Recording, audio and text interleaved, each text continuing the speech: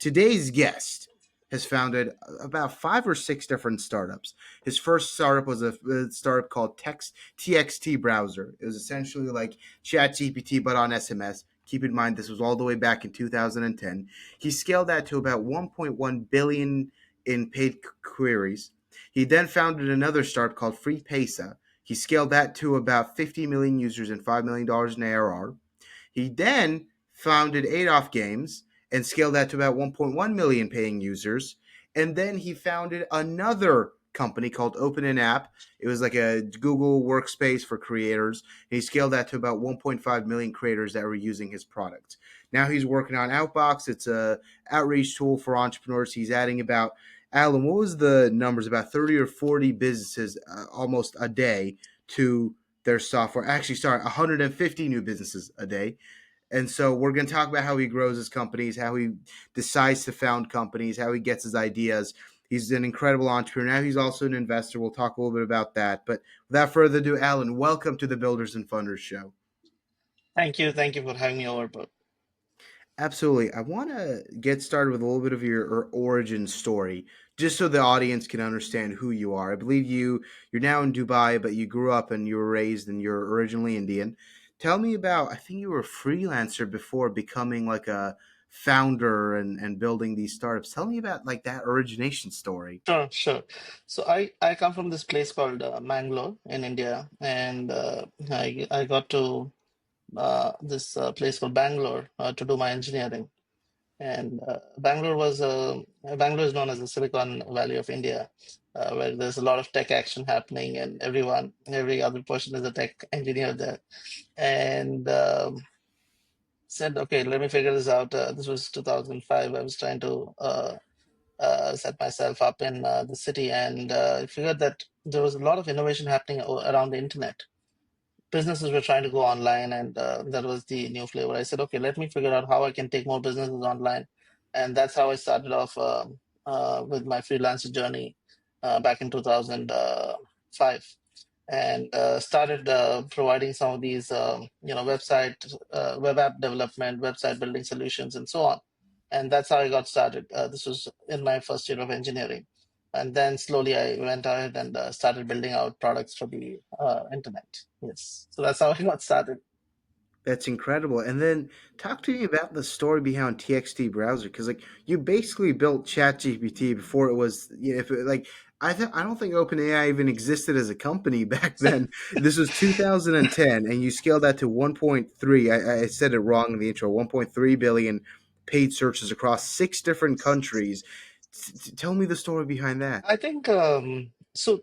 While we were doing all of this, the internet penetration was quite low in India, right? As much as I wanted to, believe that India had access to internet, that was not true. It was access to internet on computers in places, designated places. So mobile access was very limited, and most tier two, tier three cities never had access to internet. It was only SMS, right? And SMS was huge. Everyone was texting, right? Everyone had 100 free messages a day on their phone, and everyone was texting, right? And smartphones had not yet reached India. And I said, okay, there should be a better way to access information on the internet for tier two, tier three people, because I come from a tier three city myself, right? And I said, okay, there should be a better way to do this. And everything was earlier on keywords, right? So if you had to access anything on SMS, you had to type in, for example, you want a cricket score, you would have to type CRI and send it to a particular short code. You had to remember these short codes to access information. And I said, okay, there should be a way to just send whatever that you feel like and get information. I really didn't think that it would be Chat GPT or it would be anything. I just said, okay, somebody should be able to type whatever they're searching for and get access to that information from the internet. And those days, I think Stanford was coming up with their earliest NLP library. Watson was just getting started. There were some very good libraries that were coming out, and we said, okay, let's start leveraging. Let's try to use these NLP libraries to understand input and then use information. We of course had a much smaller data set, but quite sufficient enough. We did some data partnerships with large entities like Wikipedia and Wolfram Alpha those days, stuff like that, right? And so that's how we kind of put out some content. People would and the usage was incredible, Burke. The best part was, I would see people using this for their education, right? Like, how do cars work? How can I how can I make this dish at home? People are asking all of these questions. What is the recipe to make a chicken curry at home? Right? All of these questions on SMS. And I said, okay, great. Let's start pushing more of this. And that's how text browser came into existence. hmm when people talk about like founding stories, I often I hate the fact that like the hosts won't take their guests to those moments. So like, take me to back to 2010, right? You're a freelancer, you're building these websites, you're doing some of this stuff, and you're thinking, man, like the internet isn't really. Or it's not as common here in India. Like it's common in the West now, and more people are starting to use it, but it's not it. Like, was there like a specific eureka moment where you were like, oh, like, like it was there, or was it like just a development, like over time? No, yeah, so exactly. So it was for me, like it was for me when I visited my hometown. I would have no access. I would be cut off. So, which led to me reducing my trips to the hometown. Right. And I used to feel bad. Like, okay, why am I not going there? Because, okay, I'm mostly cut off from anything else that's happening. I can't send an email. I can't access any information. Anything that I need to go, I need to travel to get access to information. Right. And I said, okay, there has to be a better way to do this. And if I'm facing this, maybe somebody else. So most of the things that I've really built work at, I've just been solving things for myself, I guess, and it kind of worked, right? So I said, okay, this is not working. There should be many more people who are facing this issue. Let me try to solve this. And I think that's how it was, how we came to build it out. Yeah. Interesting. You decide to, you get this idea. How did you figure out how to build it, or what was like you've got this idea in your head, and you're like, all right, I could Mhm. you build this. How do you then figure it out? How do you then build your I think, product? yeah, yeah. So whenever you have an idea, whenever you see a problem statement, I think the way is you break it down into the smallest atomic part, right? And break it down, like how exactly what would be the elements that are needed, right? Like, I see a car, how do I break it down? What might go inside this car? Right? What's needed to get this car to move? But I think it's mainly first principle thinking. Try to see what is needed to make this work. So I said, like when I was building text browser, the most simple thing was I needed access to a browser. That's how we started naming it. I didn't even know what I was going to call it. So I said, okay, there has to be a way to browse this. This is browser, and I need to send a text. So hence text browser, right? And I said, okay, there has to be an interpreter to this which understands natural language. And anything that I type, where does it go and what does it do after that? So that parts that we broke it into, and then we said, okay, this interpreter has to come from somewhere. Uh, and you won't believe we didn't even know that it's called NLP those days, but we said, okay, natural language processing. We started speaking to some guys. There were some people who were building in this space, some friends, some professors, and then that's how we kind of started moving ahead from there. But I think talking to other people in your space, talking to your mentors, professors really helps. But and that's one thing that I see a lot of founders also making mistakes is people believe that if they ask help, it's looked down, or maybe they feel that if I ask help, maybe he'll steal my idea. I think that if somebody is able to steal your idea and build it better than you, I think that's what they should do. Right? I think ideas are worth nothing. You should really go out there, and because otherwise you're anyways at zero. You have nothing to lose, right? So that's what I did. I went out, started speaking to people, started understanding how they do it, and then that's how we went ahead and built it out.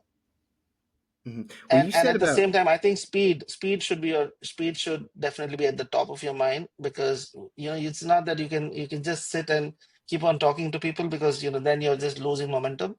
Talk to people, be quick in trying to figure out how to act on the information that you've obtained, and then go about it. Mhm. You mentioned a couple of things. First one was like first principles thinking, like you said, just breaking it down to its basics. Like, you got a car, what are like the bare bone, like just like the most essential things to make the thing work, and then you can make it fancier. But like, what are those bare bones? You mentioned you just kind of logically thought it out. All right, well, we want to build this. What do we need? Okay, we need this, is that, and you kind of start putting some together. And then you mentioned not being afraid to share your ideas. like a lot of times, anyone who's like a first time founder, I feel like they'll always there's gonna always be some fear. So like, was there someone who taught you that, or some kind of book you read where that made an impression on you? Like, oh, ideas are cheap, execution is what really matters. Or like, how did you get that mental model when you were just starting out, like basically as a first time founder? Yeah, so I think of course I had the same thought as well, right? And it's not that I didn't have this thought. I always had the thought that yeah, maybe everything that I'm thinking is so unique, and all of that stuff. And I think 2008 9 was a time when Bangalore also was going through a startup revolution of its kind. Facebook had just started getting popular in India and so on. And whenever I had a professor in college who I used to talk a lot and share all of this. And whenever I said, and he'd just come back to India from the US, and when I said, "Yeah, I'm thinking of doing this," and he's like, "Yeah, but this is already there, and somebody has already built it out." And I said, "Wow, it's just that I don't know that it already exists." And for all this while, I was not talking to people because I thought that somebody's going to listen to my thing and profit out of it, right? And I realized that it's nothing. You're just losing yourself because you're anyways at the same point where you were, and everyone else has moved ahead, right? You have nothing to lose by not talking to anybody about it, right? So I think you gain nothing by just keeping it to yourself, hoping that you'll figure it out by yourself. So I think that was my moment. I said, okay, let me just go, and I said, let me just go out and speak to people, learn more. And when you see that advancement happening, when you see that people are eager to help, I think that's where you kind of start gaining more trust. Hmm. You mentioned you had a professor that you'd run ideas by, and they'd be like, "Well, this is already built." What were some of the ideas you tried to run by them, and like, how did you handle that? Because like, I'm sure, like any idea, like I think Google started. When was Google started? I can't remember the date, but like, it should have been around those years as well. So like, you could have just everyone could have just said, "Well, that already exists," or someone's already building that. What were you like? And now builders have that same mindset as well. They're they get an idea, they search it up, they're like, oh, someone's already building this stuff. Like, how do you handle that? Yeah, so I think there's been a considerable change in my thought process there as well now. Uh, Earlier, I used to think that it's a winner takes it all market, right? So when I would tell him, and he would say, "Oh no, there's somebody who's already been building this," and like for example, just like if you would think of maybe a recruitment software, right? Uh, oh, you already have somebody who's already solved for recruitment. And I would think, wow, okay, you can't build on it. Now I believe that if a lot of people have already built, it means that there's a huge demand for the space, and you can maybe solve it better, right? It doesn't mean that there's only so many people who can build out something. Just because somebody has built a car doesn't mean you cannot build a car yourself. Maybe you can build a better car. Maybe you can, have a different kind of car. Everyone can have their own USP. So I think that's a fundamental shift in thought process for me over the years that okay, just because somebody exists doesn't mean you shouldn't build as well. Go out and build and do it better. Maybe make it 10x better from wherever you are. Hmm. Absolutely. Then, like you get this idea, you build like this your MVP, essentially, just the minimum viable product that you can. How do you then scale that to 1.3 billion paid searches across 6 countries as well? Like, what were some of the experiments you ran that really worked? What were the things that were really working at the time to grow this thing? Absolutely. I think that's a very interesting question because uh, initially I still remember we thought text browser was a super failure, right? I mean, when we started, we thought, okay, this is the worst product we built. So I think for the first 1 month we had like 1,000 queries coming in every day, right? And that's it. It never grew. It would just not grow, right? And because there's a revenue share between the payment processor and the content partners and all of that, we would end up making not even like $100 a day, like you know. So I mean, at small scales, it just didn't work. Okay, and then we're trying to figure out what do we do next. And I said, listen, it could also be possible because people don't even know what we're building, right? People don't even know how they can use it. So every time when somebody sent a query, I started just based on, so I started looking at data, and for every kind of content category that was being requested, I started saying, hey, did you know that you can use this for this, this, this? Have you tried this query? So then we realized that for every one query, people looked at this, and at least this 1,000 started getting to 5,000. Now we had a compounding effect coming in, right? This 5,000 eventually got to 100,000, and 100,000 became 5 million, and so on, right? But the main compounding thing was understanding user pattern, understanding user behavior. Get to know your user as much as possible.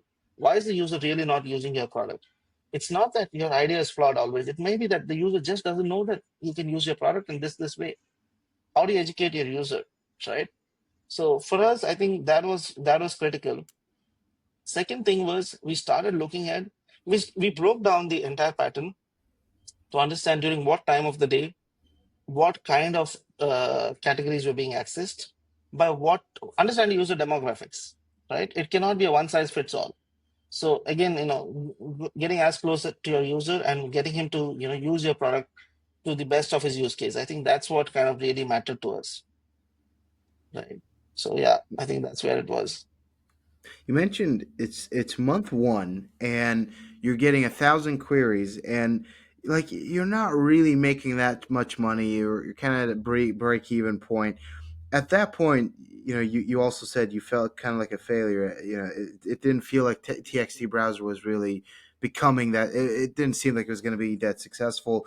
How did you maintain your conviction? What made you go, well, maybe we should just make these adjustments and it'll succeed? Because a lot of times, like I've had personally ideas I've built out, and I'm like, well, doesn't seem to be getting much traction now, or maybe we've got a few users signing up.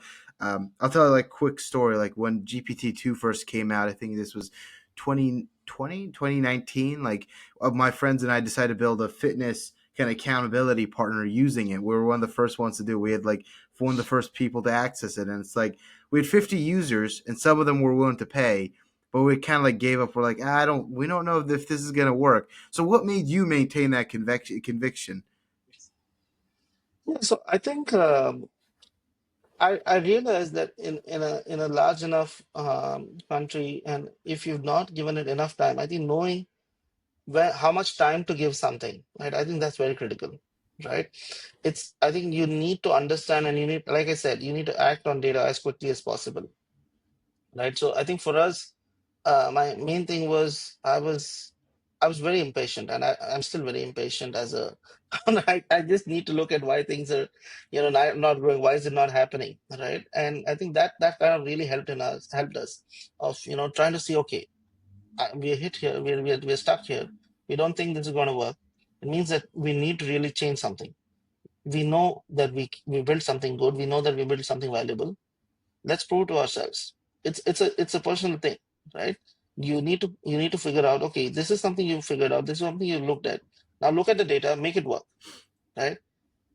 I don't think, many times I've seen, even some of the founders that I talk to, I think it's about knowing when to exit. I think is very, very crucial than knowing when to enter, right? And most people often exit very quickly, sooner than just before the point could have changed for them, right? So I think that's something that's very that helped us.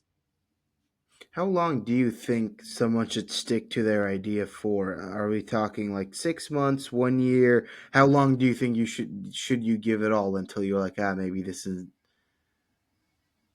I, I think that's a very subjective question, right? It's extremely subjective because it depends on the product that you're solving, the market that you're solving for, the size of the market, and so on, right? And also the ability to sustain. I think it's most important is the ability to sustain. I was very lucky to be backed by some of my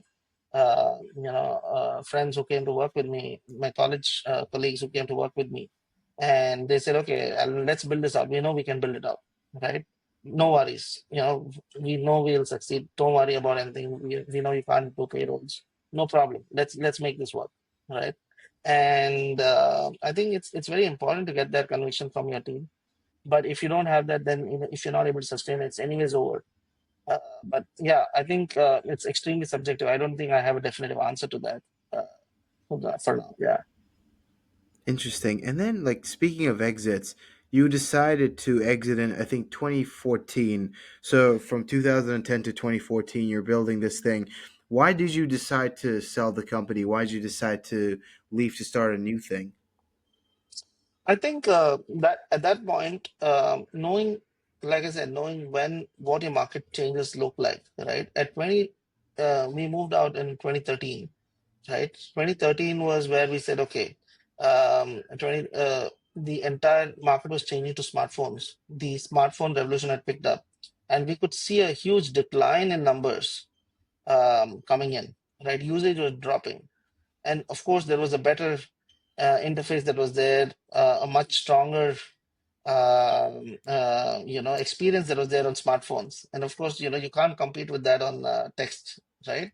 Internet penetration had changed in the space, and that's when we realized, okay, we tried other countries, we moved from India, we tried Philippines, we tried Indonesia, we tried Sri Lanka, we tried some other countries, and we said, okay, the it seems that the smartphones are taking over, uh, and looks like SMS is no longer going to be as popular in use case as it was earlier. So we said, okay, time to move and build other things. Hmm. Interesting. You mentioned the intense, you're impatient and you like to work fast. Another thing that I kind of like to ask founders, and I don't think people talk about this enough, is like what the day to day looked like. So you mentioned in 3 years, basically, you grow it from 0 to 1.3 billion queries, and then 2013, like just within 3 years, you're able to exit it, make a considerable amount doing that. Can you tell me about what the day to day looked like in your life for those 3 years that you were building that? W- like a lot of founders is kind of like they just believe they should work 24/7, 365. Was that the case for you? Were you just on the clock, like at the office from 10 a.m., 10 p.m., and 7 days a week? Like, what did that schedule look like for you at the time? Yeah, yeah. I don't think you can have a routine while building a startup, right? I mean, I've not been able to have a routine or maintain a routine. I think let me rephrase that. Yeah, I've not been able to maintain a routine while building a startup because you give it all or you give it nothing. It's a zero or one game, right? And you know, uh, I remember towards the initial days, I had the team just staying with me at my apartment, right? We used to just wake up, look at data. The first thing that we would wake up in the morning is understand, look at data and see, okay, what's our product being used for, what's happening, how many queries, right? And then we build a hourly report which would come on SMS to us that, okay, this is the usage, this is the category, and all of that stuff. But the first thing was look at data, understand if something is working, something is broken, something. Look at customer feedback that was coming in, and figure out growth. Right, these were the first two things that I would look at in the day: product and growth. Everything else could wait, right? So these two things was the first thing, and then looking at growth, looking at partnerships, and so on, right? But the focus for us whenever we were building was just product growth and partnerships. These three things were most important for us. Hmm. Interesting. You mentioned you're basically, you just wake up, work, work, work, work, and then you go to sleep, and That's you're it. all just you're all just You living don't go to together sleep, you pass basically. out. Yeah, yeah, yeah. So Yeah. did you, like you said, working till you passed out essentially? What were there any, like, did you guys do anything for fun, or like was it basically just 7 days a week? You're all just guys in an apartment with computers working from morning till night. I think, work was fun for us, right? We really enjoyed what we were doing. We really enjoyed the impact that we were seeing. We really enjoyed seeing that growth in numbers, right? Uh, so we really things didn't really feel like oh we're working. It just when work doesn't feel like work, I think that's where it really matters. So. Initial that was the time. Then of course there were we slowly as time passed, we maybe did that for 6 days a week. We then started doing it for 5 days a week and so on. But it's not like we had that luxury in the early days. But slowly, once the product stabilized, once we had more team members, once we had a larger workforce, all of that, that's where things we could spend time on ourselves as well. I see. And then you once you exit, you decided to build another company called Free Paisa, and just within I think you grew that to about 50 million users, but within the first 3 months you crossed 5 million users, and I think there was a story where a taxi driver recognized you as the founder. Can you tell me about that story and then some of the backstory of like Free Paisa and how it came to be? Absolutely, absolutely. So after text browser, we said, okay, these smartphones really took us out of work, and there should be a way to utilize this space and understand what's going on here. And so everyone was building for the smartphone. I said, okay, there's definitely a demand supply issue coming in over here, because if the market is new and everyone is building, there should be a way for these apps to reach users as well, right? And that's how the whole idea of free paisa came in. I said, what if what if we tell users? And India is a country all about referrals and incentives. And what do I get for trying your product? Okay, what if what incentive do I get? I said, why don't we incentivize this, right? And honestly, the idea came from, there was this app in India called Free Charge.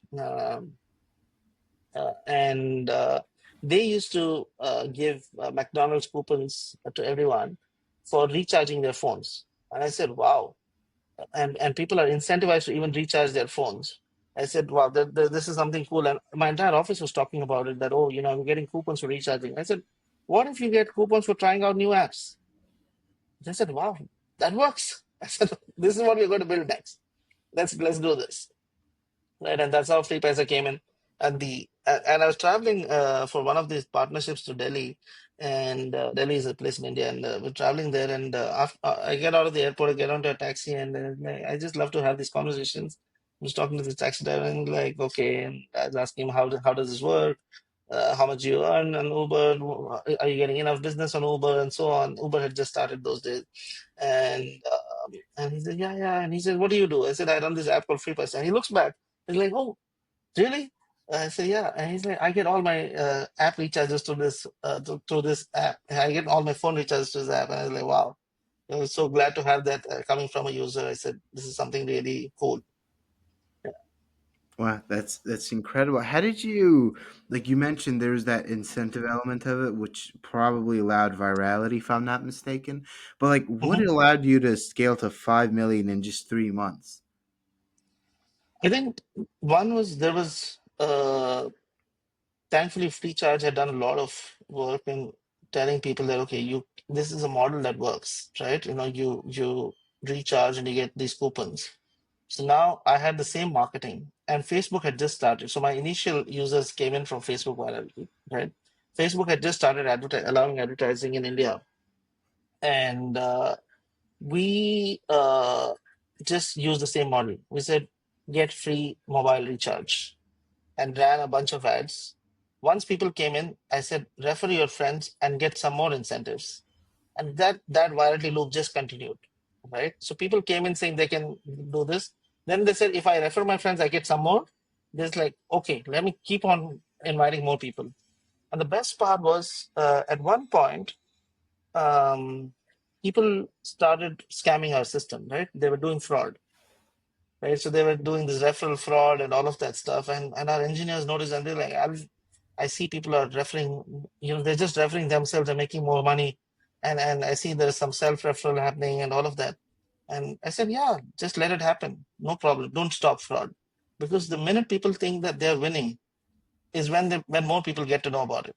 They're going to go out there and create blogs of how you can make free recharge by, self referrals or whatever. They're going to post about it, and that's content for you. I said, okay, don't worry, that's content creation cost, right? Let's not stop. I mean, I think this is something that we did that went even more viral. Yeah. So I think I think some of these hacks kind of worked in our favor. Oh, that's an interesting strategy. Like saying, well, they're gonna go tell their friends about this little scam they found, so let them do it. Exactly. Yeah. That's incredible. And you mentioned and then you scaled that to 50 million, another 50 million in total. how did you, was that all just word of mouth, or at some point did you mentioned Google advertising, you started getting into, were there any other experiments like encouraging fraud basically for content creation that worked? What were some of those other like little experiments? I think it wasn't encouraging fraud for, or it wasn't discouraging. Basically, we were not stopping. We weren't encouraging either. But I think what work was after a point. Of course, we went heavily into advertising through Facebook, Google, and so on. We also had a lot of partnerships with other apps and channel partnerships that really led to the growth. So it wasn't. Just organic virality or stuff like that. But the initial set of users had to keep on coming in for the virality to continue. So that's what we were doing. On a blended mode, we were able to bring down our costs significantly low. I mean, to single digit uh, ad spends in rupees. And that was a huge advantage for us. But yes, we did leverage a lot of paid and channel partnerships to kind of get the growth that we did. Hmm. You mentioned you managed to bring your advertising costs down a lot. How did you do that? So I think the strategy is simple, right? When you look at when you eventually, if you understand again, if you go by first principles, it was just like everybody's selling inventory at CPM, right? So your metric, cost per mil, right? And then you're looking at if the CTR is higher, automatically your cost per install goes down, right? So we kind of went ahead and kept on experimenting of what might get higher click-throughs, and so that your ad appears even more, and then you keep on lowering your cost of installation, right? So that's something that we went on pushing. And once you get in the user, ensure that the first thing that he sees is refer and earn more, and make it as simple as possible to refer more users. So that's something that we did, and that kind of helped us a lot. Hmm. Interesting. And then, you built a few more startups, but what I really want to talk about is now kind of outbox what you're building now. I've got a lot of friends that want to get into B2B SaaS, and I think growth for B2B SaaS is fascinating to me. You mentioned when we were doing the prep call for this, you're adding 150 new businesses every single day as customers. How are you doing that? And then maybe like tell us a little bit before that about the story behind Outbox, how it came to found it. Absolutely, absolutely. I think while I was building my previous startup with my other co-founder, and we used to have these conversations about what might really help B2B companies. What is the thing that's preventing B2B companies from scaling, right? Because we saw that there was a lot of SaaS action happening, there were a lot of SaaS companies, SaaS ideas, but 90% of them were failing, and because the sales cycle was too large, or most of them needed funding to get started, and people who wanted to fund them were like, I want to see traction before you get started, before I can fund you, and so on, right? And we realized that maybe distribution is going to be the only mode eventually, right? Because AI had started writing pieces of code. We realized that dev teams are going down. Earlier, what needed 30, 40, 50 member teams to build now is being done by 5 people, right? Or 4 people, whatever, right? We saw that cost of dev has gone down drastically. Everything, cost of design has gone down drastically. We said, okay, then what's going to be the mode? Distribution is going to be the only mode. And then I said, okay, let me build to facilitate this distribution. How can I help facilitate distribution more? He said, okay, step one is outbound, right? Let's solve for outbound, right? And that's how I came up with the idea of reach in box. And I said, okay, uh, let's build a place where you don't need to know outbound, or you don't need to know cold outreach to actually do cold outreach, right? Because every time, and then I spoke to other founders. I said, okay, how are you guys doing cold outreach? They said, oh no, we're hiring agencies, we're doing this, we can't do it. I said, why? He said, no, it's very tough. You need to buy domains, you need to buy mailboxes, you need to set them up, you need to warm them up, you need to write these copies, you need to do some IP combinations. I said, whoa, it's not rocket science. There should be a better way to do this. And that's where I said, okay, let's solve for this. If there's such a problem, if people are really looking out for people to help them with this, then it should be something that people can solve and do it by themselves. Right. So that's how we came up with the idea for Reach and Box. And I think initially it was essentially partnerships with, as I said, SaaS companies that led to the growth for us. We spoke to people who are building in the same space. We said, guys, listen, we are building here. Do you think we can refer each other and push each other's products to customers and see if we can drive more value, right? So that was partnerships was essentially what pushed us out of the initial phase, and then we kind of looked at we launched a lifetime deal, and we said, okay, get lifetime access to this software. Let get use this software, and then if you want to buy add-ons, you can then look at something more. So that's how we kind of push this out. Hmm. I heard partnerships for both text browser as well as Outbox. It seems like it's been a common strategy you've used quite a bit. How do you Absolutely. run successful brand partnerships? How do you personally do it? Or what are some of the most successful partnerships you run, for example? I think you need to really connect with people who are building in the same space, right? I think understand what are your adjacent markets. If you're building something, who possibly could be a partner for you? Who possibly already has the customer base that could be your ideal customer base, right? And once you identify that, and once you identify who are the people who already have access to your customer base, talk to them, understand what they take their feedback, and get to know them better. Partnerships can only happen out of trust, right? When people trust you, when people know that, okay, let's kind of, they want to support you, that's when partnerships happen, right? Because initially you have nothing to offer, right? When you're at ground zero, you have nothing to offer but trust and but the hope of building something big, right? So that's where you kind of go share what you're doing, go with as much openness as possible, go and say that, okay, this is what I think I can do, this is what I think we can reach here, and would you be interested to kind of collaborating on this? If they do, it's a win-win for all. If you don't ask, you never win, right? So at least go out and ask. Most people I see, they don't even ask. They're too scared to even share and ask. So I think that's kind of something that really helps. Hmm. You mentioned identifying adjacent markets. What did that look like, for example, for Outbox? What are the adjacent markets for something like this? So for example, when we were looking at initially when we were building reach and box, right, the adjacent market would be somebody who's maybe companies that have lead databases, maybe companies that were doing email infrastructure, maybe companies that were doing email verifications, right? Maybe companies that were doing anything in the space, right? Anything that's there in the space that could have been the initial market, right? And then you kind of talk to them, understand, okay, this is what we're doing. Would you be interested? Stuff like that. Hmm. And now that you're building Outbox to kind of help companies with, especially software companies with their sales, what are some best practices or like little things you've picked up on that make or break like a outreach campaign? I think it's very important when you're doing outreach, right? There's a whole um, boatload of tools now that kind of help you build outreach and keep on personalizing, hyper personalizing stuff like that. I think understanding your target audience and really knowing what they would like to receive, I think that's most important. Right, putting yourself right, going back to what I said earlier, getting as close as possible to your customer. Understand exactly who could possibly be your customer. If I'm building an outreach tool, you know, who might benefit the most from this, right? And what would they want to hear? What's the pain that you're solving for them?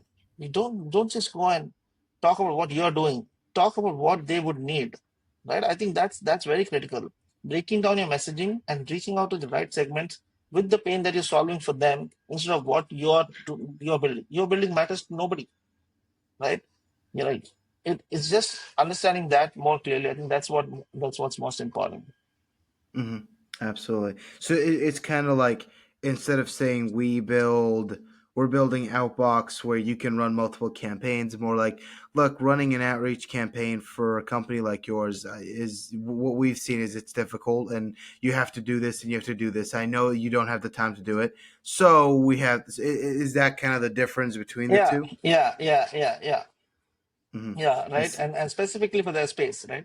So if you're reaching out to somebody in the in SaaS, then you say that, okay, we know you're trying to reach out to these customers, and how are you doing this? This is how you do it.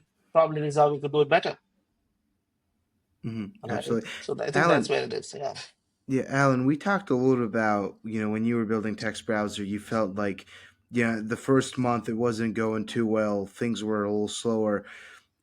It's easy for someone to look at your past. You're like five startups, all exited, all successful, taking multiple companies from zero to over $5 million in revenue. Anyone can say, "Well, that guy." When I listen to the podcast with successful people, and you hear all the knowledge they've got, you're like, "Oh man, I don't know if I'll ever be that." But I find that some of the when you talk about the lowest points or the like big significant failures, that kind of humanizes them, brings them down to your level, and you're like, "Oh wait." That's actually attainable. Tell me about some of those lowest moments in your career. Tell me about like the moments where you kind of like curled up in a ball and like cried, like those type of really yeah, frustrating moments and failures. yeah. So I think I've before text browser, I was trying to build this product called Discount Pundit, right? I think that was the part where you don't mention things that don't work, right? I mean, but yeah, I was trying to build this. I was trying to build a hyperlocal search engine just while I was in college. And I said, okay, I looked at Groupon. Groupon had just started in the US those days. I said, group buying was happening. I said, okay, why don't I build something in India which can, where you can chat with local stores and, find a deal, right? So here is, let's say I want to buy a, a TV, and I know that okay, this is the price for this TV online, and but I know that there are these stores that are selling this TV near me. How can I talk to them? How can I chat with the shop owner and get a good deal, right? Now this I'm talking 2008. There was no smartphone. There was no GPS. There was no chat. WebSockets didn't exist. Nothing, right? So this was the significant technology to build and all of that stuff. And I didn't talk to customers. I didn't talk to anybody. I just realized that there is this problem that I think I'm going to solve. I solved, started building, spent a significant amount of time building it. My grades got affected. Everything got affected. And I was just building with my friends. And I said, okay, uh, I have the product ready. Now let me go and acquire customers. Now let me go and now let me go and talk to businesses who might need this, right? And that's when I started getting to know that nobody needed my product. My product was why was nobody needing it? Because there was no affiliate tracking, there was no commission model, there was nothing that was there yet. Businesses still thought that nobody's going to buy online. People thought that okay, I have a store. Who the hell are you to tell me that somebody's going to check, somebody's going to do this on smartphones? No, nobody's going to do this, right? And was not smartphones. Sorry, somebody's going to check and do this on browsers or computers or on their laptops. Nobody's going to do this sitting at their home. And I realized that, and I'd borrowed significantly to build this out. To kind of sustain, to buy servers, to kind of build everything out. And I realized that okay, I'm done. Everything that I did, I'm deep in debt. My product is not working. My college is affected. I'm done. Right, everything's over. I think that's the point where I said, should I have really done this? Know, I think this is where the things really kind of didn't work, and then after that I just visited home, and that's how text browser came in. Yeah. So when things really didn't work and I was visiting home, I said, wow, this should work. So let's build again. Yeah, that's where it was. But yeah, of course, this was I think the lowest point for me, and said, okay, nothing seems to be working. Yeah. No, I see. But it's kind of like the after your worst moments come like your best moments, and I guess you were early to the party in a sense, but you ended up figuring it out. Yes, you do, and you also have some learnings from there. My first and most important learning there was, nobody cares about what kind of product innovation you build. Nobody cares about how good code you've written. Nothing. First, talk to people. Really see if there's a problem. Are you really creating a problem in your head, or are you really solving something? Right? So, I mean, try to see what are you doing, right? Understand, figure out distribution. How are you going to even distribute the product? Are you going to get people to really get access to your product in as cost effective ways as possible, right? Understand that. So after that, everything that I built, the first thing that I was thinking about is, can I distribute this product? Will people really want this product? And then I started building. So first distribute and then build. I think that's what changed for me after this all point. Yeah.